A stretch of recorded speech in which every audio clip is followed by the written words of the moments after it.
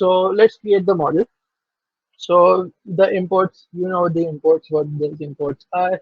We have to get a dense layer. Like I said, if you remember in your convolutions lecture, uh, you have to after putting it through all those convolutions, you have to flatten it and send it through a dense layer once more. And why? Because that's the place where the actual prediction takes place. So similarly, over here as well, you have to send your model through. You have to send your data through a dense layer to get some proper predictions out of it.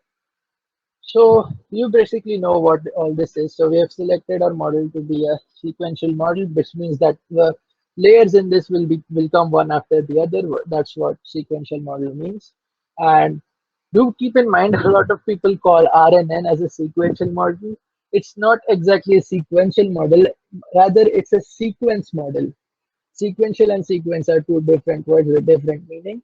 So it's a sequence model which works on sequences, and sequential model are some models which are themselves in a sequence, like the one layer will come after the other. And sequential data is the data which is in a sequence. And the sequence models are the models that work, models that work on the sequential data.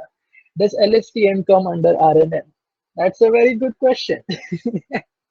Hopefully, you'll get the answer to this by the end of this session. Okay, so now we will make the model. So we have added a simple layer. And this input shape basically means that what you're going to give it, what you are going to give to it as an input. So our input is the batches that we created. So the length, comma, number of features. The number of features is how many we are going to predict in the future. So this is where your many to one to many model comes in. So if you put this as something else, then that many features it would guess into the future. But in our case, we're only predicting one future, so one time step into the future. So that's why we kept it as one. So the input shape would be 12, comma 1, and that input would be provided by our generator right here. So, and then our dense layer over here, you know what the dense layer does. And then we'll compile it using the Adam optimizer and our loss function as the mean squared error. So here's a quick summary, and I don't dwell on it too much. So now we'll be creating an early stopping and validation generator. So I know you learned about early stopping in the first day, like yesterday. Uh, you learned about early stopping yesterday. So now we'll look at how you'll implement it using this type of model. So if you remember, early stopping is something that stops the training of a model if it figures that the value which you've set it to monitor is not improving. So in our case, like after importing the early stopping, what we have told it to monitor is the val loss, which is the validation loss. And also we've given it a patience parameter. I'll explain what that is after a bit. So over here, to get the validation loss value, we also need something to validate our data, validate our model with. So validation means nothing but testing. So how will we test our model is using the testing data. But in this case, we can't just pass in testing data as is, because we need to divide this into batches as well. So similarly, as we created a generator for our training data, we'll be creating a generator for our testing data as well, and we'll call it the validation generator. Why not? And everything else would be the same.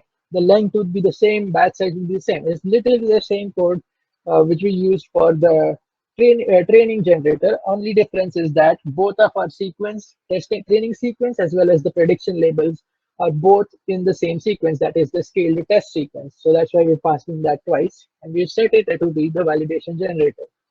So now let's start training our model. So now the model.fit generator is the first thing that we're passing, which has our inputs, right? That's what our training data is. So that's how we're passing in our training data with the help of our generator. So your Keras figures it out. This model.fit function figures out what type of input you're giving it.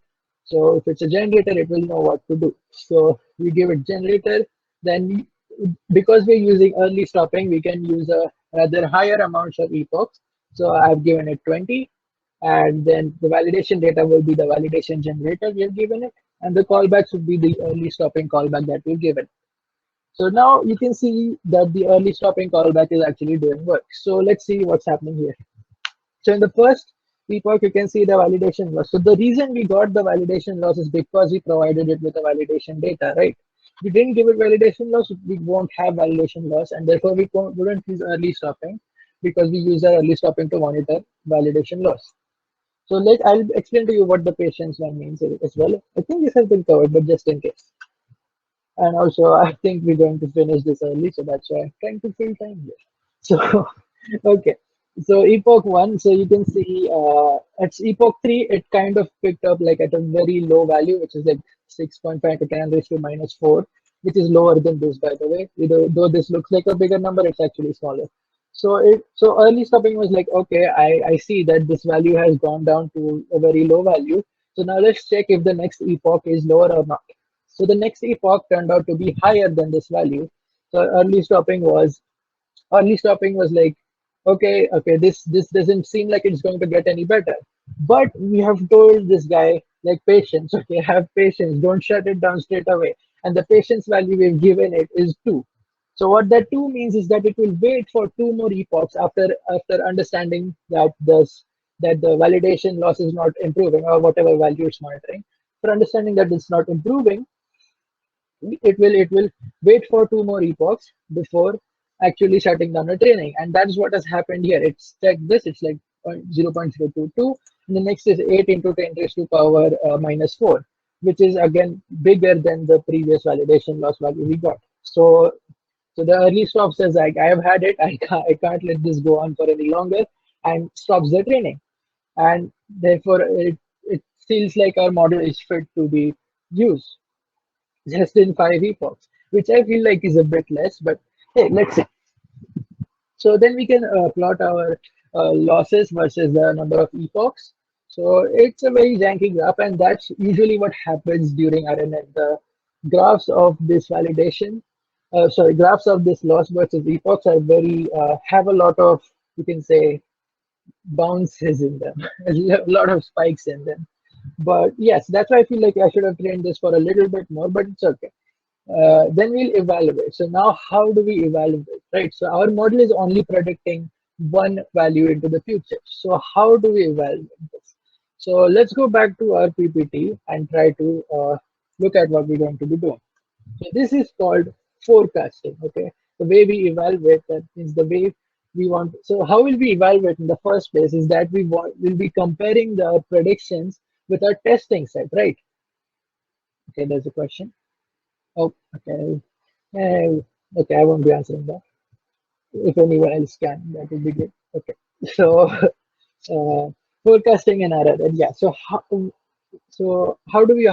Okay, sorry. Evaluation. So how do we evaluate our model, right? So we've set out a testing data, that's cool, okay? We know there's a testing data. Now our model is only predicting one in the future. So how do we get those, like we said, like how many? 18 months, right? So we need 18 values predicted into the future. Now, how do we do that? How do we predict those extra 18 values that we need? So we do that using forecasting. So let's go back to our example. So imagine this is the entirety of our data. Okay, we only have numbers from 0 to 9. Okay, and we've trained our sequences to be like we've given it 0, 1, 2, 3, and we've asked it to predict 4. So that's how we've trained it. We've given it 1, 2, 3, 4, asked it to predict 5. Similarly, 2, 3, 4, 5, we asked it to predict 6. So now, if we run our prediction on the last 4 digits of this data, if we run our prediction on 6 and 8, 9, we won't have something to compare it with, right? Because it will predict that 11th number in our data, right? So this is 10 numbers. If we predict it on the last 4, it will give us the 11th number in our data, which does not exist for us. So that will be something that we can't validate. So that's what forecasting is basically. So this is something that we don't know if it's correct or not, but it just is. So, but we have to go with it because we don't have any way to validate it. So now, can you guys tell me how can we predict the next step in this? Like, okay, we got this one, so we got the 11th number. How can we predict the 12th number now? Can you guys let me know in the chat? Like, okay, type some short answer maybe. I don't know. Okay, I'm waiting. Let me know how we will predict this number 10 is the 11th output, right? It's the 11th number. If we were to add it to a sequence, it will become to be the 11th number. But how will we predict the 12th one now? No, 11 would be the 12th, right? But how will we predict it? Because our model is taking in four numbers and we've ran out of all the numbers from our testing set. Like we've taken up all the 6, 7, 8, 9. So we've used all the numbers of our testing set. Sorry, used all the numbers of our training set. And now we are predicting in the future. We have no way to validate that data. So now we have this 11th number. How do we do the 12th number? Okay, giving this number as input. Yes, that is absolutely correct. So because our model can only take in four and predict the fifth, the way we give it the next four is that by removing, yes, take previous input and current input as forecasted value. True. So to keep predicting further, we will add the forecasted value into the batch that we are predicting with. So we will get rid of this first value, and then with the 7, 8, 9, we will add a 10 to it, which was the forecasted value.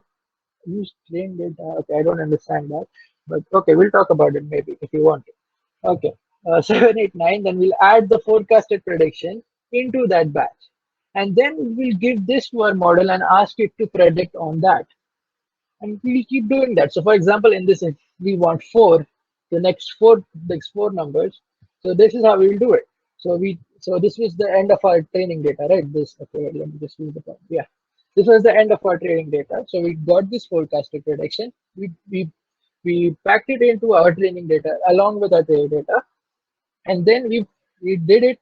We did our predictions based on this, and whatever we got here, we again stuffed it in there along with this. So now we have taken the first one out and then put in the next predicted forecast into it. So we'll keep doing it till we get the number of forecasts we want. So if you want the next one, whatever comes after this, if you put this in the predicted model, if you put this in the model, whatever comes after this would be the next one. And then you can get rid of this 10 and put whatever comes here in after this. And then you can run a prediction on that. That will give you the 15th number. So hopefully you understand how we are forecasting, right? So uh, and also a thing to note is that if you keep forecasting on the predictions that you've already, so like if you keep doing this for a long time, eventually what would happen is that you will be forecasting based on predictions only. Like your data in here, like this case right here, this is only compromise of predicted data, that we have no way to validate this data. We only know, like we have one, but for now, for when we're training this and trying to predict this, we have no way to validate if this is true or not. If this 10, 11.2, 12.4, or 14 is true or not. Though we know, we as humans know that this is not exactly correct, because 6 and 8, 9, after that should be 10, 11, 12, 13, 14. But whereas this should be 13, they have there to be 14. So you can also see this kind of happening here. So after getting the first putting in the first forecasted prediction, you get 11.2, so which is okay, it's pretty bad, but it's not that bad. And when you put that in, you get 12.4, which is bit worse than what the actual should be. So if you keep using the predicted data as a means to train sorry, as a means to forecast into the future, it will get worse over time. And a very good and rather funny example of this is your keyboards.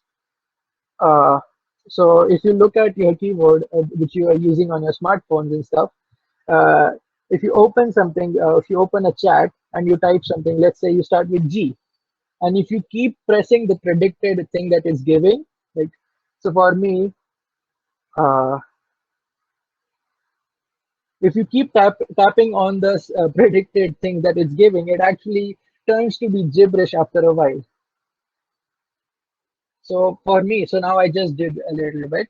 So it turned out to be, good morning. I am a student of VIT. Please find the attached file is scanned in the PDF format and send it to the next few days. And I will be in the game is at the start. So that really it stops making sense after a while. And it's actually really funny. And I highly encourage you to try that out. Like just go ahead, like type something and then keep on tapping the predicted thing that it's giving you. So that is a very good example as how worse it keeps getting as you keep on predicting unpredicted stuff. So yeah, it's really funny. Go ahead. Like Aditya got a bunch of uh, random stuff as well. So yeah, okay. I guess okay. You know what? If it's something funny, go ahead, put it in the chat. We'll laugh at it together.